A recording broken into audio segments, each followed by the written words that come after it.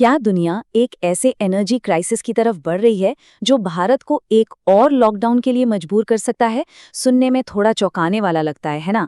लेकिन एक हालिया एनालिसिस इसी बड़ी संभावना की तरफ इशारा कर रहा है। तो चलिए आज इसी के तर्कों को जरा करीब से देखते हैं और समझते हैं। तो सबसे बड़ा और सबसे अहम सवाल यही उठता है कि क्या भारत को फिर से एक लॉकडाउन का सामना करना पड़ सकता है। देखिए, ये सवाल सुनते ही हम सबके दिमाग में कोरोना महामारी की यादें ताज़ा हो जाती हैं और यही वजह है कि ये संभावना इतनी गंभीर लगती है। तो सवाल ये है कि आखिर ये पूरा जोखिम, ये पूरा खतरा आ कहाँ से रहा है? तो देखिए, जो सोर्स मटेरियल है उसके मुताबिक इसकी जड़ें मिडिल ईस्ट में चल रहे एक कॉन्फ्लिक्ट में हैं। एक ऐसा संघर्ष जिसके झटके पूरी दुनिया की एनर्जी सप्लाई को बुरी तरह हिला कर रख सकते हैं। मतलब हो क्या रहा है, इसे समझिए। ये जो संघर्ष है, ये सीधे सीधे तेल और गैस के प्रोडक्शन और उसकी सप्लाई चेन को खतरे में डाल रहा है। और ये तो हम सब जानते हैं कि जब सप्लाई रुकती है या कम होती है तो क्या होता है, कीमतें आसमान छूने लगती हैं और चीज़ों की कमी हो जाती है। बस यही इस पूरी वैश्विक चिंता की असली वजह है। तो अब देखते हैं कि इस खतरे का असर, इसकी लहरें दुनिया भर में कैसे फैल रही हैं, क्योंकि बात सिर्फ एक जगह की नहीं है। सोर्स के मुताबिक दुनिया के कई देश इस आने वाले संकट से बचने के लिए अभी से ही, पहले से ही काफी कड़े कदम उठा रहे हैं। चलिए शुरुआत अपने पड़ोस से ही करते हैं। श्रीलंका की बात करें तो वहाँ हालात इतने गंभीर हो गए हैं कि फ्यूल पर लिमिट्स लगा दी गई हैं। और सिर्फ यही नहीं, स्कूलों को भी बंद करने का आदेश दे दिया गया है। और ऐसा ही कुछ पैटर्न हमें बांग्लादेश में भी देखने को मिल रहा है। वहाँ भी फ्यूल की राशनिंग शुरू हो गई है। और तो और हर रोज 5 घंटे की बिजली कटौती की भी घोषणा कर दी गई है। सोचिए, 5 घंटे। इसी लिस्ट में अगला नाम पाकिस्तान का है। वहाँ भी एनर्जी बचाने के लिए वर्किंग वीक को छोटा करके सिर्फ 4 दिन का कर दिया गया है और 50% स्टाफ के लिए वर्क फ्रॉम होम को कंपलसरी बना दिया गया है। लेकिन ये कहानी सिर्फ हमारे पड़ोसी देशों तक ही सीमित नहीं है।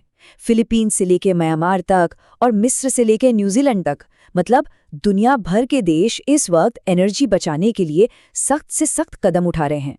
तो साफ है, ये एक ग्लोबल पैटर्न बनता जा रहा है।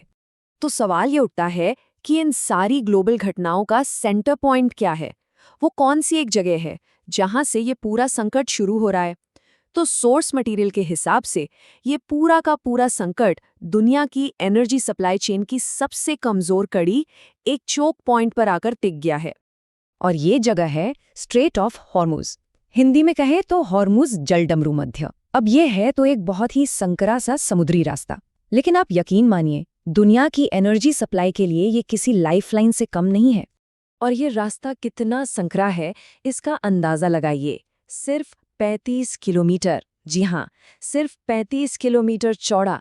जरा सोचिए, पूरी दुनिया का इतना बड़ा तेल का व्यापार, इतनी एनर्जी सप्लाई सिर्फ एक 35 किलोमीटर चौड़े रास्ते पर टिकी हुई है। ये एक आंकड़ा ही इसकी नज़ाकत को बताने के लिए काफ़ी है। अब जरा आंकड़ों पर भी नजर डाल लेते हैं। सोर्स मटेरियल में दिए गए एक अनुमान के मुताबिक दुनिया भर में जितना भी कच्चा तेल यानी क्रूड ऑयल समंदर के रास्ते जाता है, उसका करीब करीब 38%, जी 38%, इसी एक पतले से रास्ते से होकर गुजरता है। मतलब आप समझ सकते हैं कि ये कितना ज्यादा जरूरी है। और रुकिए, बात सिर्फ कच्चे तेल पर ही खत्म नहीं होती। हमारे घरों में जो एलपीजी सिलेंडर आते हैं ना, पूरी दुनिया की लगभग 29% एलपीजी की सप्लाई भी इसी रास्ते पर निर्भर है। और भारत के लिए तो ये और भी जरूरी है, क्योंकि हम अपनी एलपीजी का एक बहुत बड़ा हिस्सा यहीं से इंपोर्ट करते हैं। तो अब इस पूरी ग्लोबल पिक्चर को वापस भारत पर फोकस करते हैं। और अब हम आते हैं उस सबसे जरूरी बात पर जिसका जिक्र सोर्स मटेरियल में किया गया है। देखिए, सोर्स के एनालिसिस में एक खास तारीख का जिक्र है। इसके मुताबिक ये चेतावनी 23 मार्च 2026 को संसद में दिए गए एक भाषण में दी गई थी, जब प्रधानमंत्री देश को संबोधित कर रहे थे।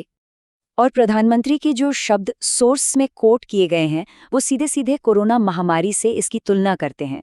उन्होंने कहा, हम कोरोना के समय भी ऐसी चुनौतियों का सामना कर चुके हैं, अब हमें फिर से उसी तरह तैयार रहने की जरूरत है। और उन्होंने आगे ये भी कहा, धैर्य, संयम और शांति के साथ हर चुनौती का सामना करना है, यही हमारी पहचान है, यही हमारी ताकत है।